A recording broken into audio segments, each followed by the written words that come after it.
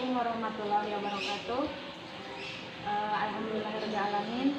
Wabillahi nasta'inu ala umuri dunya wadin. Wassalatu wassalamu ala asrofil anbiya'i wal mursalin wa ala alihi washabihi ajmain, amma ba'du. Pertama-tama marilah kita panjatkan puji serta syukur kehadirat Allah Subhanahu wa taala yang telah memberikan rahmatnya kepada kita semua. Sholawat beserta salam semoga tetap terlimpah curahkan ke junjungan alam yakni Habibana wa Nabiyana Kanjeng Nabi Muhammad sallallahu alaihi wasallam. Tak lupa kepada para keluarganya, para sahabatnya, para tabi'in tabiatnya sampai kepada kita semua yang turut pada ajarannya. Mudah-mudahan kita tergolong umat yang setia sampai akhir zaman. Baik, di sini saya dari kelompok 4 mata kuliah Hadis Tarbawi. Saya akan menjelaskan tentang bab peserta didik. Baik, langsung saja. Apakah kalian tahu arti peserta didik itu? Nah, peserta didik merupakan suatu anggota masyarakat yang sedang mengembangkan potensinya melalui proses pembelajaran yang tersedia pada jalur jenjang pendidikan. Nah, dalam pendidikan Islam yang disebut dengan peserta didik itu bukan hanya anak kecil saja, melainkan orang dewasa yang sedang yang masih berkembang baik dari segi fisik maupun psikisnya. Hal itu sesuai dengan prinsip bahwa pendidikan Islam itu berakhir pada saat mereka meninggal. Buktinya hampir setiap orang yang meninggal ia dibimbing untuk mengucapkan kalimat tauhid. Sebutan untuk peserta didik itu beragam. Misalkan ya, dalam bahasa Arab disebut dengan muta'alim, orang yang sedang menuntut ilmu. Khalid sama. Nah, ada juga kalau misalkan di masyarakat itu disebut dengan anggota masyarakat. Nah, kalau di keluarga disebut dengan anak. Kalau di jenjang sekolah SD, SMP, SMA kan disebut siswa. Kalau di perguruan tinggi disebut dengan mahasiswa. Kalau di pondok pesantren bisa disebut dengan santri atau santriat. Nah, itu sekilas tentang pemaparan peserta didik. Nah, yang selanjutnya saya akan bahas tentang keutamaan menjadi peserta didik. Yang pertama itu terhindar dari kutukan Allah Subhanahu wa taala. Sehubungan dengan keutamaan peserta didik ditemukan hadis sebagai berikut. Ana Abi Hurairah yaqulu sami'tu Rasulullah sallallahu alaihi wasallam yaqulu ala inna dunya mal'unun wa ma fiha illa dzikrullah wa ma walahu wa 'alimun aw muta'allim. Dari Abu Hurairah ia berkata, saya mendengar Rasulullah sallallahu alaihi wasallam bersabda, sungguhnya dunia dan isinya itu tertutup kecuali dzikrullah dan hal-hal terkait dengannya, alim dan peserta didik. Hadis riwayat At-Tirmidzi. Nah, yang kedua itu menempati posisi terbaik. Sebagaimana dijelaskan dalam hadis, An Abi Umamah qala Rasulullah sallallahu alaihi wasallam, alaikum binadal alimu wal muta'allimu syarikani fil ajri wala khairu fi sairin nas. Dari Abu Umamah ia berkata, Rasulullah sallallahu alaihi wasallam bersabda, hendaklah kamu ambil ilmu ini, orang alim atau pendidik dan muta'alim atau peserta didik berserikat dalam berpahala dan tidak ada manusia yang lebih baik daripadanya. Hadis riwayat At-Tabrani. Nah, itu merupakan poin dari keutamaan peserta didik. Nah, yang selanjutnya itu syarat-syarat menjadi peserta didik. Yang pertama, peserta didik harus ikhlas. Sehubungan dengan hadis ini yaitu An Mu'adz bin Jabal an Rasulullah sallallahu alaihi wasallam qala man talabal ilma libahiya bihil ulama wa yumari bihi sufaha fil majalis lam yarah raihatal jannah. Yang artinya Dari Mu'ad bin Jabal, Rasulullah SAW bersabda, barang siapa yang menuntut ilmu karena ingin merasa bangga sebagai ulama dan menipu orang bodoh di majelis, tidak akan mencium aroma surga. Hadis riwayat At-Tabrani. Nah, hadis yang kedua, An Maliki qala sami'tu Rasulullah sallallahu alaihi wasallam yaqulu man talabal ilma liyujariya bihi ulama aw liyumariya bihi sufaha aw yasrifa bihi wujuhan nasi ilaihi adkhalallahu nar.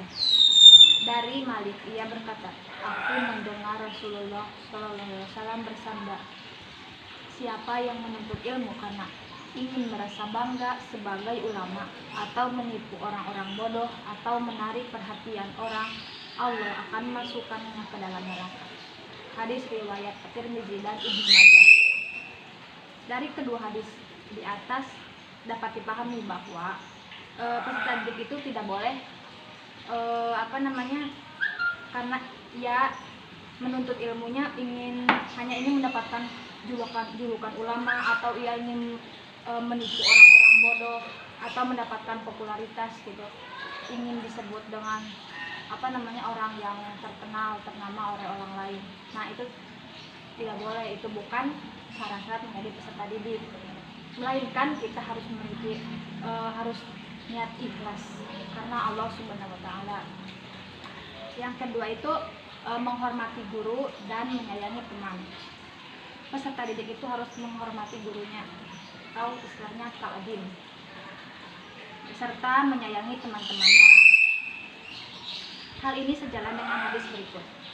An Ubadah bin Samit anna Rasulullah sallallahu alaihi wasallam qala laisa min ummati man lam yujilla kabirana wa yarham sabirana wa ya'rif li'alimina haqqah. Ubadah bin Samit meriwayatkan bahwa Rasulullah SAW bersabda, tidaklah termasuk umatku orang yang tidak memuliakan orang tua, tidak menyayangi yang muda, dan tidak mengenal hak orang alim atau guru. Hadis riwayat Ahmad. Nah, dalam hadis ini terdapat peringatan keras bagi orang yang tidak memiliki sikap-sikap tertentu. Misalnya dia tidak menyayangi yang lebih muda, dia tidak menghormati gurunya, atau dia bahkan menyepelekan atau tidak menghargai. Nah, dia tidak termasuk umat Nabi Muhammad. Na'udzubillah min dzalik. Assalamualaikum warahmatullahi wabarakatuh. Saya Nur Ain. Di sini saya akan memaparkan tentang karakteristik peserta didik. Yang pertama itu memiliki potensi lentur ya. Peserta didik itu memiliki potensi lentur, tapi dalam batas-batas tertentu, dan dapat dikembangkan melalui pendidik dan juga lingkungannya. Kita dapat memahami dari hadis berikut ini. An Abi Hurairah radhiyallahu anhu qala Nabi sallallahu alaihi wasallam, kullu mauludin yuladu 'alal fitrati fa abawahu yuhawidanihi aw yunassiranihi aw yumajjisanihi kama salil bahimati tuntazul bahimata hal tara fi hajat Abu Hurairah radhiyallahu anhu meriwayatkan bahwa Nabi Muhammad sallallahu alaihi wasallam bersabda, setiap anak dilahirkan menurut fitrah atau potensi beragama Islam. Selanjutnya kedua orang tuanya lah yang membelokkannya menjadi Yahudi, Nasrani, atau Majusi. Bagaikan binatang melahirkan binatang. Apakah kamu melihat kekurangan padanya? Hadis riwayat Al-Bukhari, Muslim, Abu Daud, At-Tirmidzi dan An-Nasa'i, Malik dan lainnya. Kan di situ ada kata yuhawidani.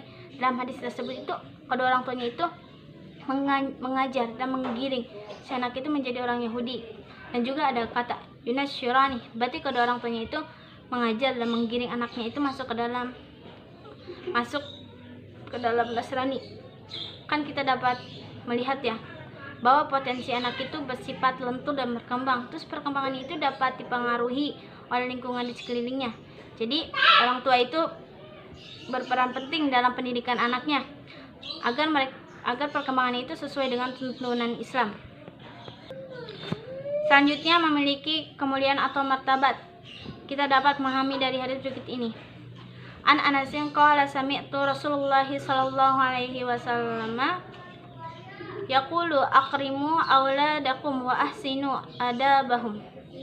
Dari Anas, saya mendengar Rasulullah sallallahu alaihi wasallam bersabda, muliakanlah anak-anakmu dan baguskanlah pendidikannya.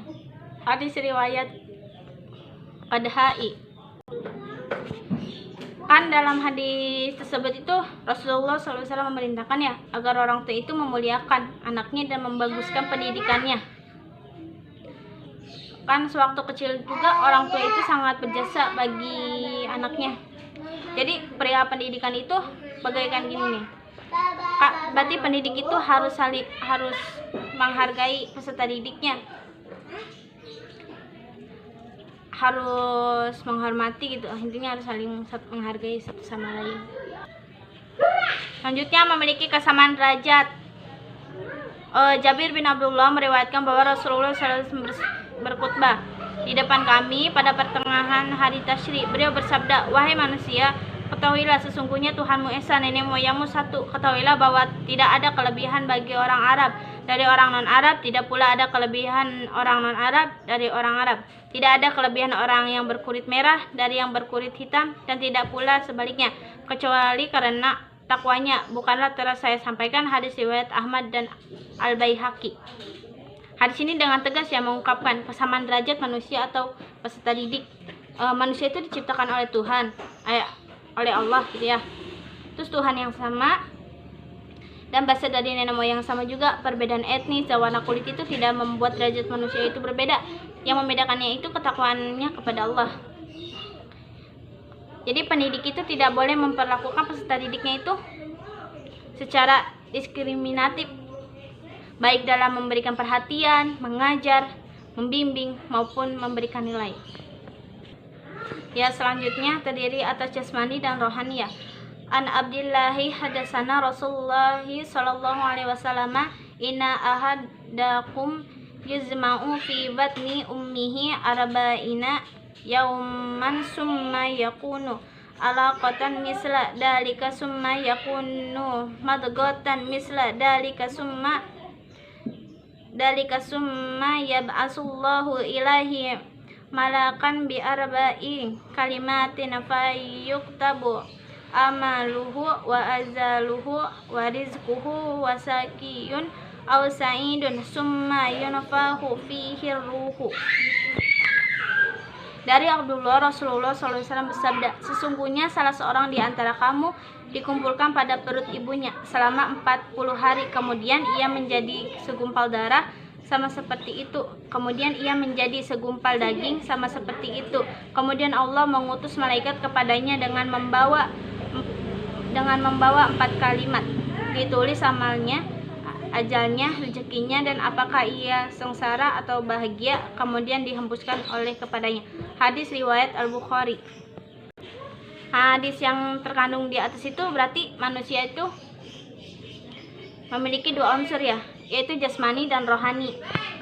Dalam pelaksanaan pendidikan sangat perlu menyadari bahwa peserta didik itu membutuhkan materi dan non-materi.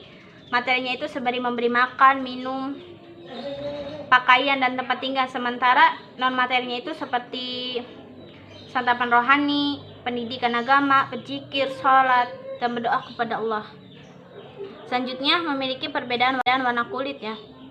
Abu Musa al-Asy'ari meriwayatkan bahwa Rasulullah SAW bersabda, "Sesungguhnya Allah SAW menciptakan Nabi Adam dari genggaman tanah atau bukit yang dicengkram olehnya. Lantas keturunan Adam diciptakan dari bahan bumi. Terciptalah mereka dengan berbagai warna kulit, ada yang merah, putih, hitam, dan campuran antara warna tersebut. Ada pula yang berwajah ceria, sedih, buruk, dan menarik." Hadis riwayat At-Tirmidzi, Ibnu Hibban, Al-Baihaqi, Abu Dawud, dan Ahmad. Hadis yang terkandung di atas itu adalah bahwa manusia itu atau peserta didik diciptakan dengan perbedaan. Perbedaan itu mencakup warna kulit dan sifat-sifatnya. Perbedaan itu perlu dipahami oleh pendidik dengan baik agar ia dapat melaksanakan tugasnya dengan benar. Selanjutnya memiliki perbedaan kecerdasan. An-Nabi Musa anin Nabi sallallahu alaihi wasallam qala masalum ma ba'asanillahu bihi minal huda wal ilma kamasalil ghaisil kasiri asaba aradan faqana minha nabiyatun qabilati ma'a fa anbatatil qala'a wal usbal qasira wa kanas minha ajadibu amsakatil ma'a.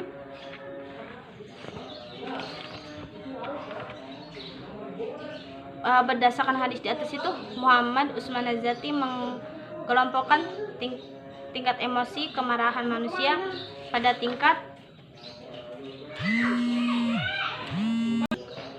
memahami perbedaan tingkat kecerdasan peserta didik merupakan hal mutlak bagi pendidik. Dengan memahami itu, pendidik untuk memilih materi, menggunakan metode dan media pembelajaran yang memungkinkan semua peserta didik itu dapat mencerna materi pelajaran dengan baik. Hal itu dapat dilakukan oleh pendidik dengan mengaplikasikan metode pembelajaran yang bervariasi dan media yang beragam. Berarti kecerdasan peserta didik itu berbeda-beda ya. Jadi pendidik itu harus memahami peserta didiknya. Selanjutnya, memiliki perbedaan emosional. Dari Abu Sa'id Al-Khudri, ia berkata bahwa Rasulullah SAW bersabda, ingatlah di antara kecerdasan peserta didik itu berbeda-beda ya. Jadi pendidik itu harus memahami peserta didiknya. Selanjutnya, memiliki perbedaan emosional. Dari Abu Sa'id Al-Khudri, ia berkata bahwa Rasulullah SAW bersabda, ingatlah di antara anak Nabi Adam ada yang lambat marah dan cepat terkendali, ada pula yang cepat marah dan cepat pula terkendali. Ingatlah di antara anak Nabi Adam itu ada yang cepat marah dan lambat terkendali. Ingatlah sebaik-baik mereka adalah yang lambat marahnya dan cepat terkendalinya. Ingatlah seburuk-buruk anak Nabi Adam adalah yang cepat marahnya dan lambat terkendalinya. Hadis riwayat At-Tirmidzi. Berdasarkan hadis di atas, Muhammad Usman Az-Zati mengkelompokkan tingkat emosi kemarahan manusia pada tingkat-tingkatan. Perbedaan emosional ini perlu dipahami oleh pendidik agar ia tidak gegabah dalam merespon aksi peserta didiknya. Pendidik tidak boleh mengatasi gejolak emosi peserta didik dan luapan emosi pula. Sekian pemaparan dari saya. Wassalamualaikum warahmatullahi wabarakatuh.